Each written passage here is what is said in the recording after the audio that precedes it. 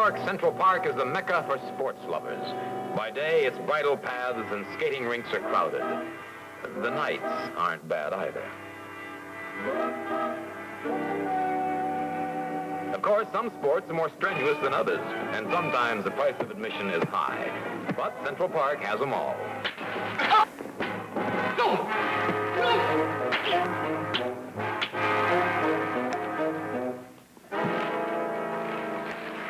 Ellen? Yeah? Where'd you get this briefcase? Whose is it? Give me that. Not until you tell me who it belongs to. You're my sister, Myra, not my warden. If you're up to your old tricks, you'll have a warden again. You promised me. Oh, there you go again, throwing it up to me. Just because I make one little mistake. That's not true, and you know it. Oh, Ellen, please, baby, I'm only trying to help. I'll worry about me. You just worry about you. You still haven't told me how you got it or who it belongs to. And I don't intend to. I warned you the last time. I can't take any more. And I've warned you for the last time. Just keep your nose out of my business.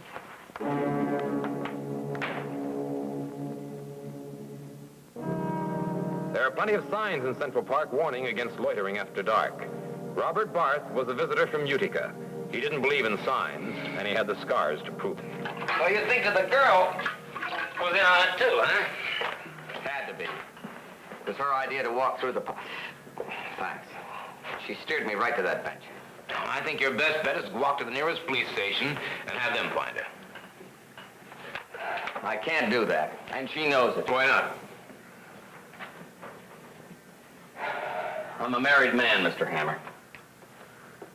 You should have remembered that last night. Okay, so I'm a fool.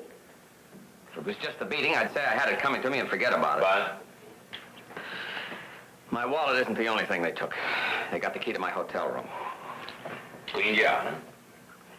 Most of the stuff can be replaced, but I had some valuable contracts in that briefcase, and I want to get them back no matter what it costs. I still say your best bet's go to the police. I don't care about the police. All I care about right now is getting that briefcase back now. If you don't want the job... All right. Don't get hot under the collar. This girl, do you have a name? Ellen Rogers. That's what she told me. Ellen Rogers. All right, now then, you picked the girl up in your hotel lobby. You then took her to dinner at a sidewalk cafe on Central Park South. Then what? Did she leave the table at any time during the evening? Well, she left for a couple of minutes to powder her nose. Yeah, she probably called her friends at the same time.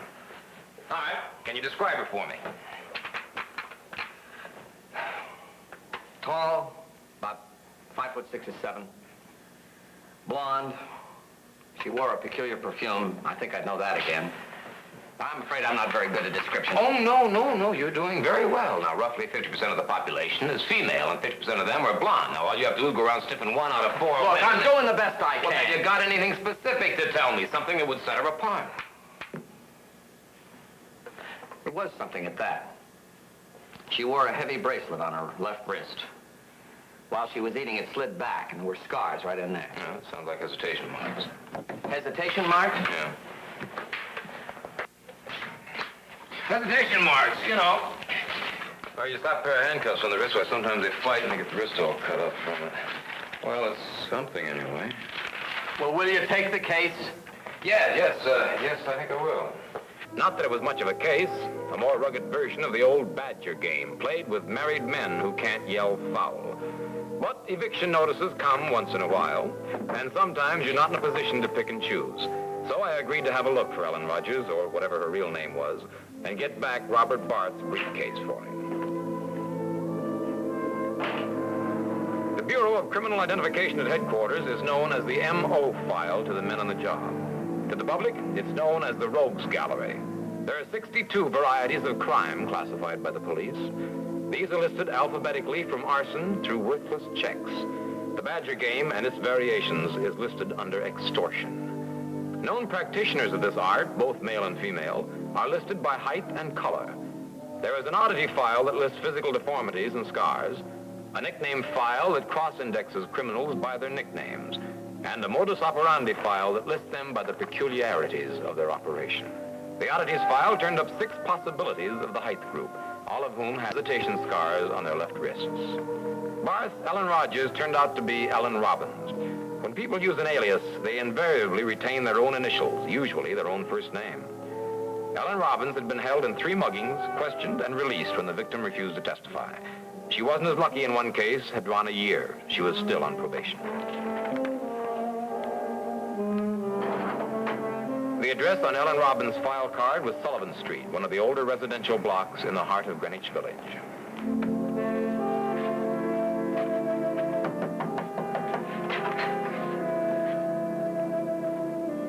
The apartment belonged to Myra Robbins, Ellen's sister, according to their neighbor. Neither of them were in. Myra was working at the Central Park rink. Ellen hardly spent any time in the apartment when her sister was working. I left word for either of them to get in touch with me. The sooner the better.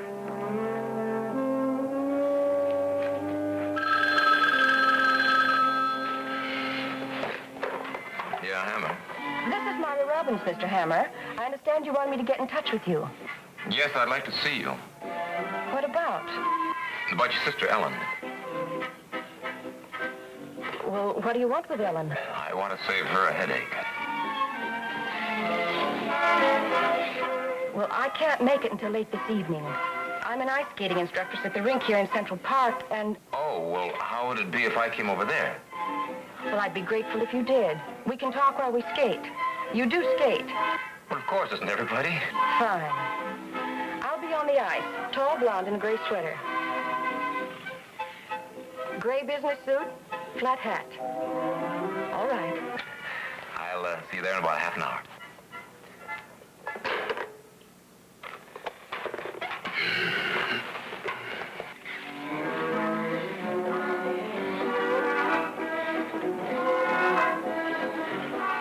I could see why anyone would want to take lessons from Myra Robbins, even ice skating lessons. I almost wish that I didn't know how to skate.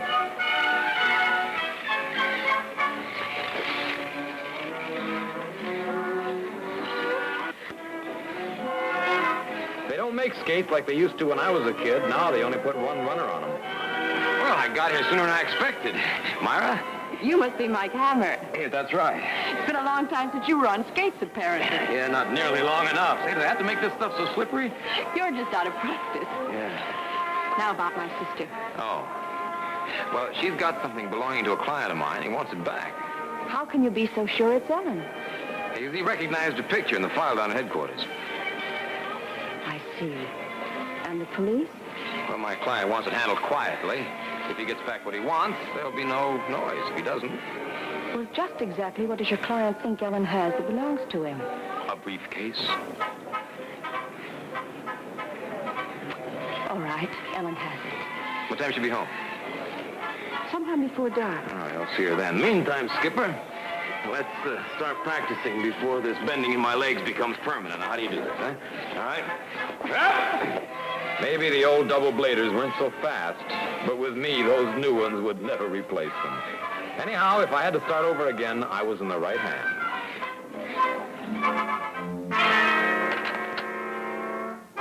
I got to Robin's flat a little after 6. Ellen started off trying to play it cute, so I didn't waste any time beating about the shrubbery. I let her have it straight. What do you think you're doing? I'm looking at that briefcase. Now, where is it? I told you, I don't know what you're talking about. Yeah, I know what you told me. Now, start telling the truth. No, look, Chicky, I'm not going to fool with you. You've been inside once. Now, how would you like to go back up, this time for a good long stretch, huh? How'd you like that? You know what you'd get for a second offense, don't you? Leave me alone. I don't want to be rough on you. I don't want to turn you over to the cops, but you don't give me any choice. Oh, Mike, what do you want me to do? I want you to bring me that briefcase. And then think of yourself for a change. Straighten up. Oh, but I wasn't lying to you before about the briefcase. I don't have it. No? But I can get it for you When? in about an hour. Where is it? How do I know you're not stalling, trying to squirm off the hook? I'm not. I'm scared. All I want is out of this mess now. I will get the briefcase for you. I swear. Who has it? The 2 mugs who beat up on Barth? Where are they? Well, I can't tell you that. I'm no stoolie. Well, how very commendable. Well, they're only kids, and I don't want to get them into trouble, too. You might try a little of that loyalty on somebody who deserves it, somebody who's thinking about you like your sister Myra. Oh, I know. Oh.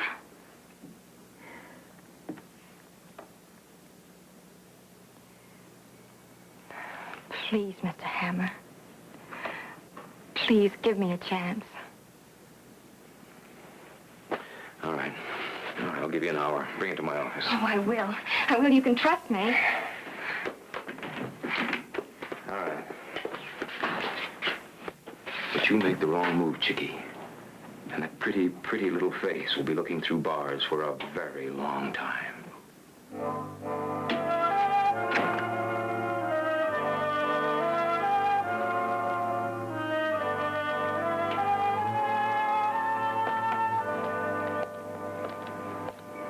So I gave the bag back to this guy, Barth, and that's it.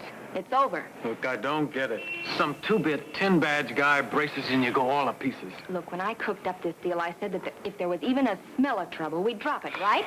Yeah, but real trouble. Hammer's real trouble. Believe me. Now, listen.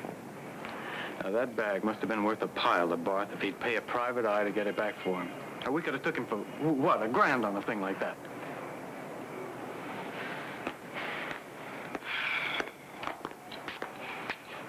And can you spend it behind bars? How do we know that you didn't make Barth pay to get the briefcase back and decide to keep all the loot for yourself? Have I ever pulled a double cross? Now, you always took a bigger share of the cut, didn't you, right from the beginning? That's because the whole thing was my idea. You guys agreed to that. Look, we can't stay around here arguing all night. I just told you the score, and that's it. Maybe when all this blows over, we can start up again. I'll call you tomorrow, Brownie.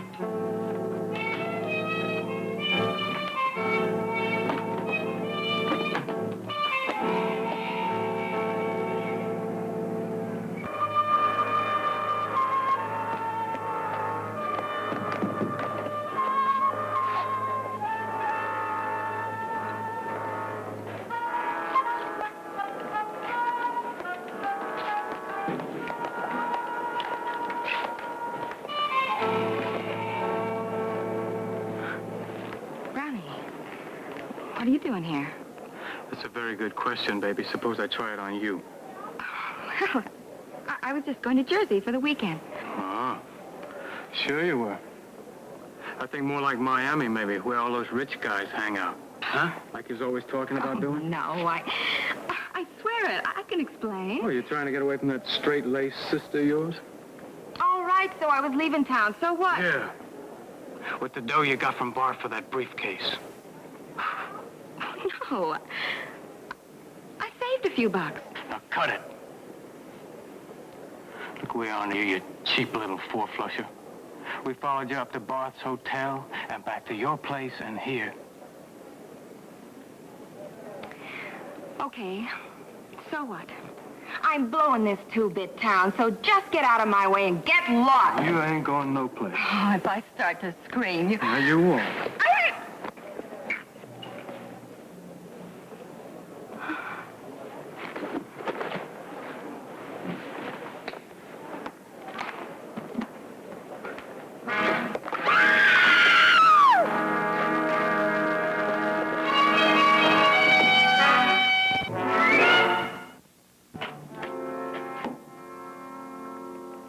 I went with Myra to identify Ellen's body. It wasn't something I'd want to go through again. How can you console somebody at a time like that? What can you say? Somebody was going to pay for what she was going through, and from where I stood, that somebody could well be my erstwhile client.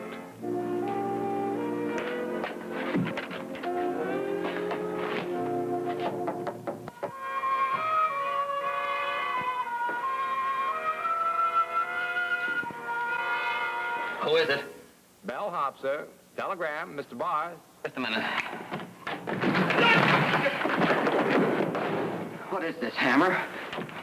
I'm asking you. Well, I had an important message. I got to get right home. Oh, real sudden, like, huh?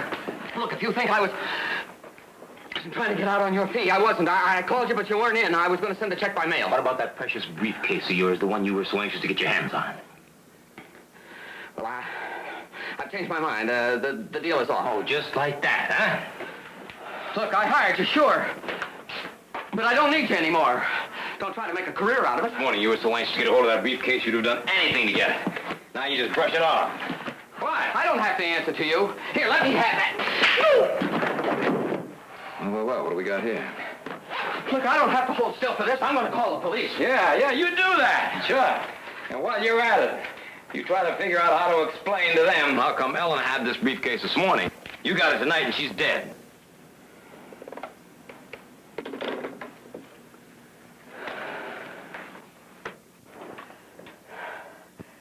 Ellen called me and offered to sell the briefcase back to me. Yeah? For how much? $1,000. Where did you get $1,000? You told me those muggers cleaned you out. Well, I had some money in an envelope in the hotel safe. All right, then you bought the briefcase for $1,000, then what? Well, then nothing. I came back and started to get ready to go home. Ellen's corpse didn't have $1,000 on it. Now, whoever killed her got it. Hammer, don't be ridiculous. You don't think that I... You didn't like being tricked, did you, huh? So you got sore and you fought her. You want to get the money back, right? No, Hammer. I wouldn't. I couldn't. Look, you've got to believe me. Whoever it was that killed that girl must have been a madman right there in crowded Penn Station. How did you know that she was killed right there? It hasn't been in the newspapers or on the radio yet.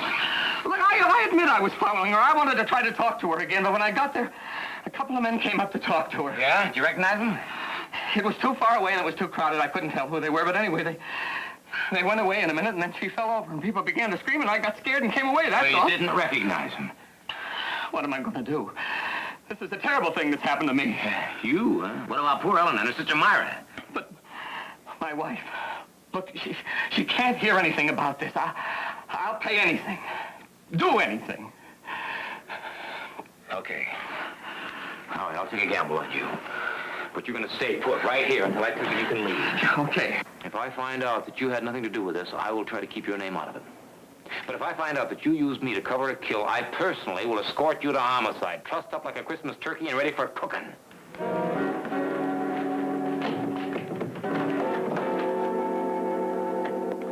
I spent most of the following morning trying to contact Myra Robbins, but she was apparently too broken up to answer my calls.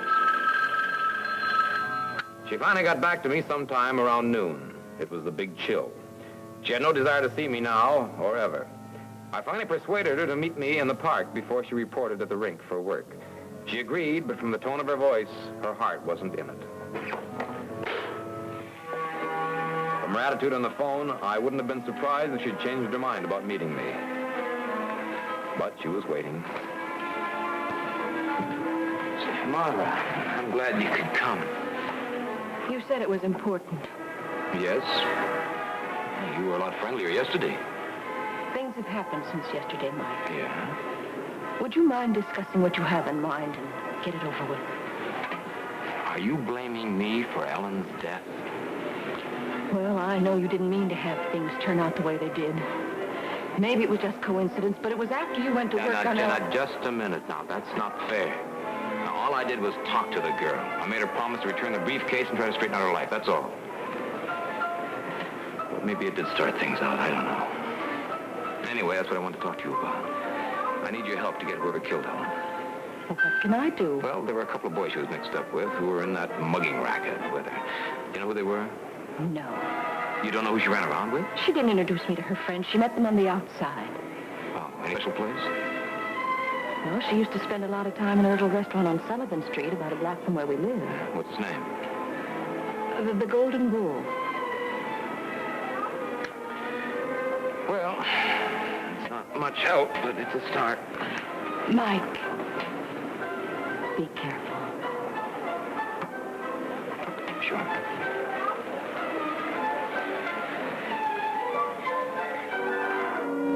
Luigi was a combination chef and owner of the Golden Bull. In a neighborhood establishment like this, people are sometimes a little shy about answering questions, so I went to the back of the place. Luigi knew Ellen Robbins and her boyfriend Brownie all right, but they hadn't been in for several nights. Luigi wasn't sure, but he thought Brownie worked in a welding shop on Perry Street. All I could do was work on sheer bluff, dangle some bait and hope a sucker would take the hook. Sometimes it worked, sometimes it didn't.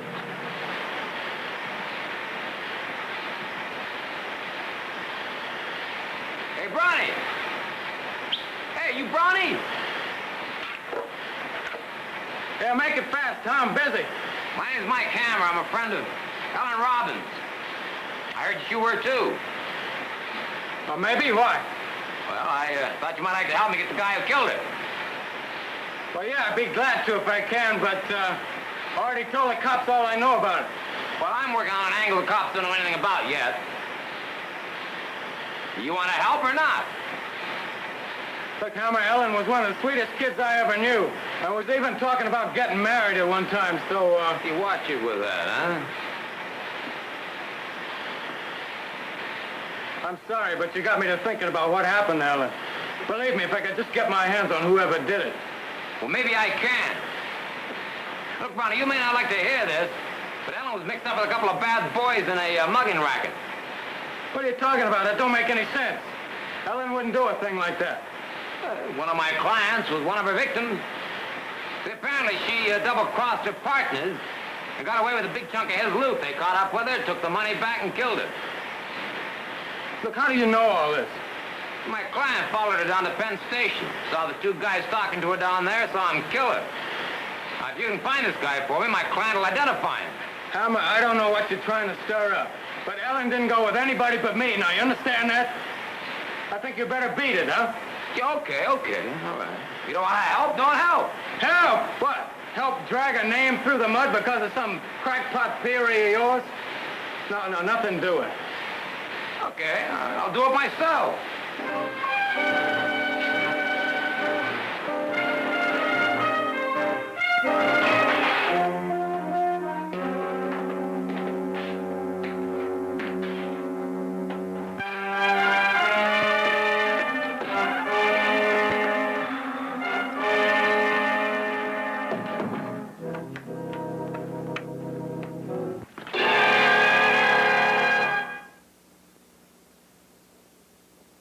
Well, come on in. Make yourself at home. What do you want? Well, what are you talking about? You recognize me, don't you? You know, you should have left town while you had a chance. Look, I don't want any trouble. Trouble? You're about to end all your trouble. You got involved with a murder, and you took the easy way out.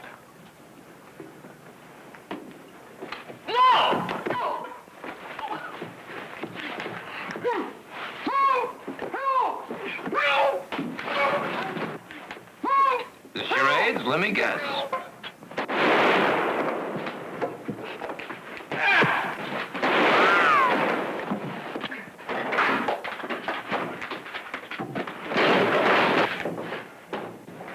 Brother, I thought you were never coming through that door.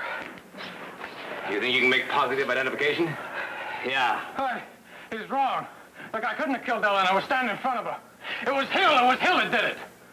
We were talking about the mugging, but thanks for the extra information. Mugging? Well, look, get off my back, will you? Now, I don't know anything about a mugging. They're gonna need your testimony. I'll do everything I can to protect you. Keep your name out of the papers. With any luck, we gotta get across the thin ice. Thin ice? It didn't take long to get used to the single-bladers. Maybe it's because I worked hard. As long as Myra taught me her favorite sport, I thought I might return the favor.